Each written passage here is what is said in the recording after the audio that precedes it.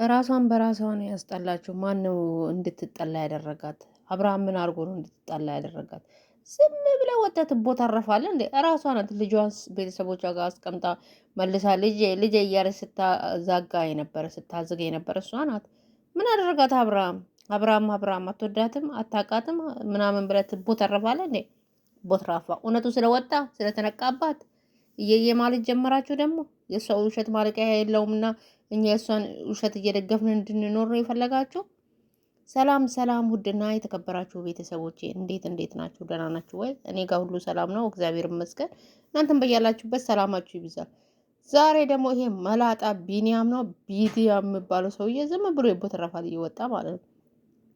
ሁሌ የእሷ ውሸት ማለቂያ የለውምና እነሱ ደግሞ የእሷን ውሸት ከበር እያደረጉ ይመጣሉ። ውድ ቤተሰቦቼ ምንድን ነው በቃ ልጁን ገኒ ጋ ነው የደበቀችው። ተሳ ስነቃባት መጣች ልጁን ይዛ። ምን ነው ይቅርታ ብትጠይቁ?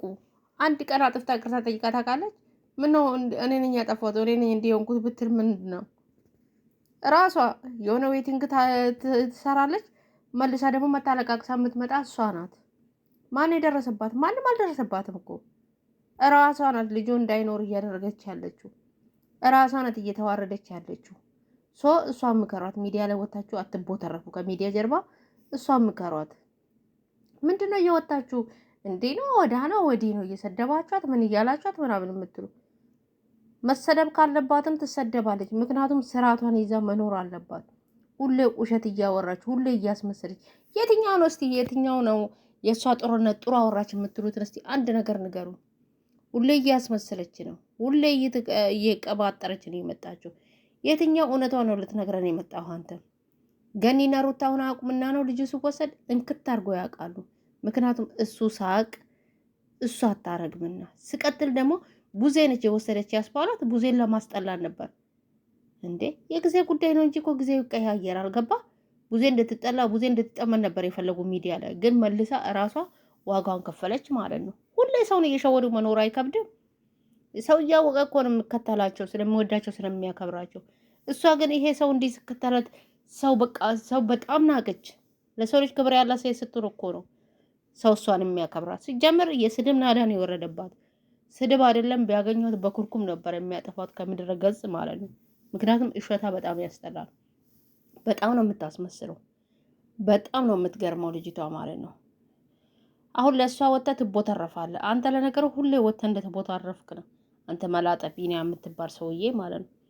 ሲጀመር አንተ እሷ ወደ ራሷ እንድትመለስ ስርዓቷን እንድትይዝ ትክክል እንድትሆን እሷ ምከራት። ወታችሁ ቪዲዮ ከመስራታችሁ በፊት የእሷን ጥፋት ንገሯት። ሁሌ በውሸት ቤት አይሰራም። ሁሌ በውሸት ሚዲያ ላይ ወጥቶ አይቦተረፍም። ከመምጫዋ ጀምሮ እስከ መውለጃ ከመውለጃዋ እስከ ልጁ ይሄንን ደረጃ እስከምደርስ ድረስ ውሸት። የትኛውን ጥሩ ያወራችሁ እስቲ ጥሩነቷን ንገረኝ። የትኛው ሩታ ጥሩ ያወራችሁ ጥሩ የሰራችሁ ነገር ምን አለ? እስቲ አንድ ንገረኝ። ኢብን እናንተ አይደለም የእሷ ተመልካቾች ራሱ የእሷ ኦዲየንሶች ራሱ አንድ ነገር ሲጻፉ ሩታ ደህና ነገር ሰራች ብላችሁ የምታወሩ ወሬ ማለት ነው። ምክንያቱም ምንም አላየውም። ሁሌ ወታ ዋሽታ መልሳ የምታለቅሰው ነው። በለቅሷ ነው የምሸፍነው። ሁሌ ሰውን በድላ በለቅሶ ነው የምሸፍነው። አብርሃም እኮ ብዙ ነገሯን ተሸክሟል እኮ ብዙ ነገሯ ሚዲያ ማያቅ ቤተሰብ የሚያቅ ብዙ ነገሯን ተሸክመውላታል።